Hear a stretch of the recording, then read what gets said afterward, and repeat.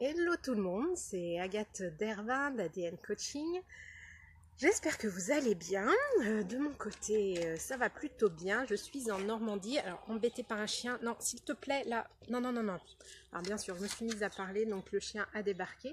Je reviens d'aller courir, de me faire une petite session de running.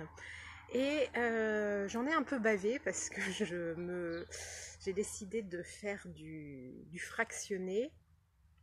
Pour progresser un peu parce que je me la joue un peu cool depuis quelques temps à juste courir à ma moyenne, à ma vitesse de croisière, et je me suis dit que ce serait pas mal de faire un peu différemment, donc j'essaye de faire du fractionné, et comme j'aime pas ça vraiment, c'est compliqué pour moi. Donc surtout que je suis allée courir ce matin alors que j'avais très mal dormi, ayant été réveillée par mes fils plusieurs fois cette nuit, donc j'étais pas au top de ma forme, donc ça a été un petit peu compliqué. Et donc pendant que j'en bavais ce matin, je repensais au fait que même si j'en bavais, j'arrivais quand même à courir. J'ai couru 6 km ce matin et que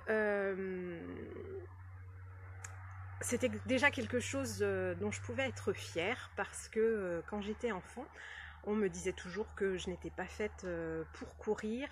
J'avais même, je me rappelle, je devais être en CM2, et il y avait eu ce qu'on appelait un cross. C'était une course à pied avec l'école, et puis ça devait être toutes les écoles de la ville où j'habitais, et j'avais été sélectionnée pour aller faire un cross à Châteauneuf, je me rappelle. Et tout le monde était étonné que j'ai été sélectionnée, parce que j'étais considérée comme ne pas réussir, enfin n'étant pas forte pour courir. Et pourquoi je vous dis ça, pourquoi je vous raconte cette petite anecdote, c'est que du coup j'ai grandi avec cette croyance que je n'étais pas faite pour courir. Et il y a 8 ans, quand j'ai rencontré mon chéri, il avait décidé de faire le 20 km de Paris. Et puis il m'a proposé de le faire. Et puis il y avait mon amie allemande qui était là à Paris quand on a pris cette décision. Et donc j'ai décidé de m'inscrire aux 20 km de Paris, alors que je ne courais pas du tout. Et c'était en plein mois d'août, et le 20 km doit être début octobre. Donc j'avais 2 mois pour m'entraîner et me préparer aux 20 km. Et donc j'ai réussi à courir ce 20 km il y a 8 ans. Et j'ai refait un 20 km l'an dernier, donc en octobre 2016. Et je me rappelle, je ne m'étais pas du tout entraînée, et à un moment donné, j'ai failli abandonner en me disant que j'y arriverais pas. Et puis, en fait, j'ai changé mon état d'esprit. J'avais même fait une vidéo à ce sujet. Je m'étais mise en état d'esprit vraiment super positif, et en croyant en moi. Et j'ai réussi à courir ce 20 km dans un... Vraiment, ça a été un grand plaisir, ce 20 km. J'avais même réussi à faire 20 minutes de moins que 6 ans auparavant, ou 7 ans même. Alors qu'entre-temps, j'avais eu 2 enfants, j'avais vieilli de 7 ans, et que je ne m'étais pas entraînée cette fois-ci. Et tout ça pour dire que... il faut pas écouter ce que les gens nous disent, il faut pas écouter, faut pas partir avec des croyances qu'on est comme ci, on est comme ça. Les gens ont toujours des bonnes idées, des bons avis ou des mauvais avis justement sur les autres personnes. Et le message que je veux vous faire passer ce matin, c'est que vous seuls savez quelles sont vos ressources, vous seuls savez quel est votre potentiel, ce dont vous êtes capable. Et surtout, ne vous laissez pas abattre, ne vous laissez pas démoraliser, gardez votre motivation, quel que soit ce que les personnes vous disent. Enfin, vraiment, que ce soit dans...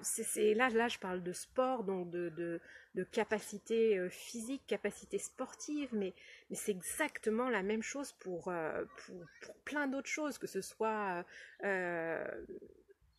Enfin, des professeurs peuvent vous décourager en vous disant que vous êtes nul en maths, et non, vous n'êtes pas nul en maths. Moi, je me rappelle, c'était en seconde ou en première. En première, j'avais une prof qui était terrible, qui ne supportait pas. J'étais en plus en première S, donc la première scientifique à l'époque, et elle nous faisait pas de cours, on n'avait que des exercices, donc si on n'était pas super doué en maths, on comprenait rien, et donc elle disait qu'on était nul. Non, j'étais pas nulle en maths, Et ça m'a bouffé. Je me rappelle en première, j'ai quand même eu au final mon bac C. J'ai peut-être pas eu, je sais plus combien j'ai eu en maths, mais j'ai quand même réussi à avoir mon bac C en ayant la moyenne en maths. Donc j'étais pas nulle en maths. Donc vraiment, ce que je veux vous dire, c'est n'écoutez pas ce que les gens vous disent, surtout quand c'est du négatif. Vous seul, écoutez-vous, écoutez ce que votre intuition vous dit, écoutez ce que vos envies, enfin, quelles sont vos envies, de quoi avez-vous envie, de quoi avez-vous besoin, de quoi avez-vous besoin pour atteindre vos rêves, les objectifs que vous êtes fixés. Il n'y a vraiment que vous qui pouvez savoir ce genre de choses. C'était vraiment le message que je voulais vous passer ce matin. Puis autre chose, du coup, c'est pour ça que moi, j'ai vraiment accroché avec le coaching quand je me suis moi-même fait coacher. Et puis ce qui m'a donné envie justement de me former pour pouvoir coacher d'autres personnes. Parce que le coaching, c'est pas du conseil. Et le coaching, c'est vraiment aller puiser à l'intérieur de la personne qui se fait coacher ses ressources. Vous seul avez la solution. Et dans le coaching, la coach ou le coach va aller vous aider à chercher cette solution que vous avez en vous. Et vraiment, donc si vous avez envie d'avancer sur quelque chose et que vous ne savez pas vraiment comment faire, n'hésitez pas à vous faire coacher. C'est vraiment une solution qui va vous permettre d'utiliser vos ressources et pour atteindre l'objectif que vous allez vous-même vous fixer et en étant au meilleur de vous-même. Voilà, donc n'hésitez pas à aller faire un tour sur mon site internet www.adncoaching.fr. Et puis je vous retrouve très prochainement pour une vidéo. Là je vais aller profiter. Bon, il y a quand même une certaine luminosité, il fait assez beau là aujourd'hui en Normandie. Puis j'ai retrouvé mes enfants, donc je vais aller les retrouver. Voilà, je vous embrasse et puis je vous dis à bientôt. Ciao.